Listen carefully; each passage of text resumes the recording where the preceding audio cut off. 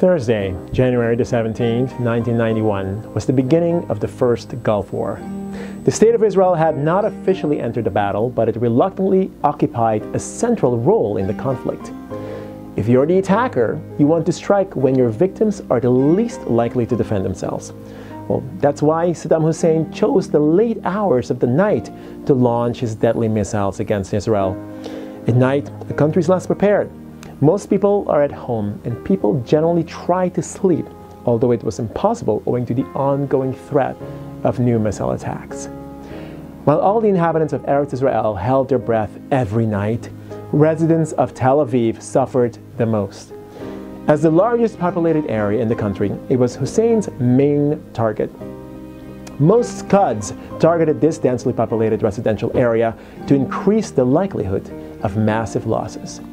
Now, when the sirens sounded, Israelis were informed by radio to enter the sealed rooms, to put on their gas mask, and wait for ensuing instructions. In these shelters, all windows were sealed with plastic. Bottles of boiled water and non-perishable food were stored in case families had to stay there for a long time.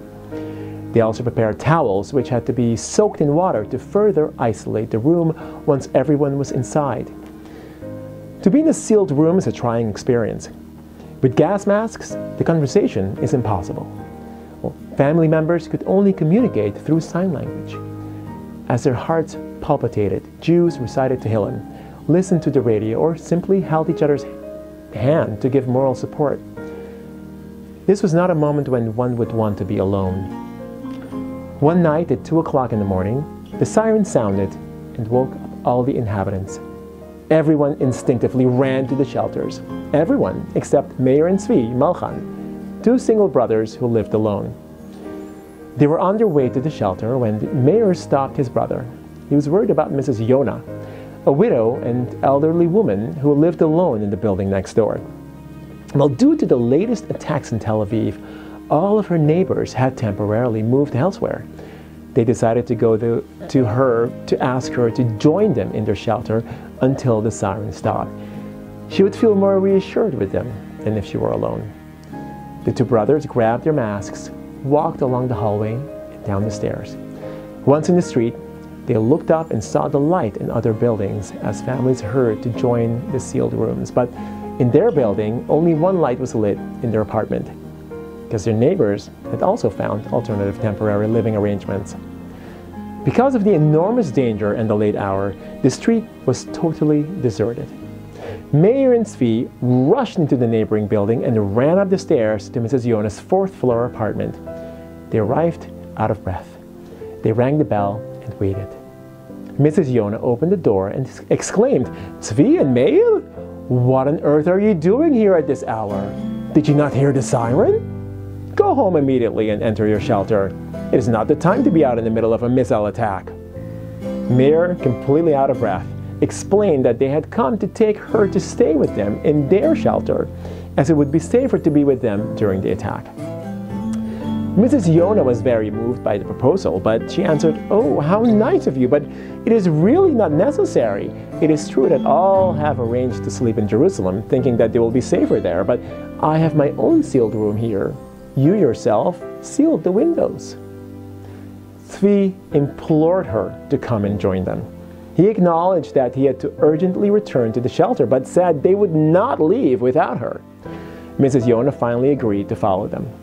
She hurried off to get her gas mask and house keys. She closed her door and walked down the stairs as fast as possible, supported on both sides by the Malchan brothers. When they were halfway between the two buildings, they suddenly heard a hissing sound. Paralyzed from fear, they watched, horrified, as a Scud missile came crashing into the alley between the two buildings. The missile exploded immediately with deafening intensity. This explosion completely destroyed Mrs. Yonah's building and that of the Malchan brothers. The walls closest to the explosion were demolished first, and then the two buildings collapsed like a heap of cards. Meir, Tzvi, and Mrs. Yonah stood motionless on the sidewalk, trying to integrate what had just happened. In a few seconds, their home was completely destroyed. Miraculously, not only was no one killed, but there were no casualties. All the inhabitants of the buildings were miles away in the relative safety of Jerusalem, where no Scuds were falling. Meir, Tzvi, and Mrs. Yonah realized that their lives had been saved by the remarkable timing of Hashgacha Pratit. Without the concern of the Malkin brothers, none of them would have been alive. It was evident that their act of kindness had saved them all. If they had not been in front of the buildings just when the Scud missile arrived, they would not have survived to tell this story.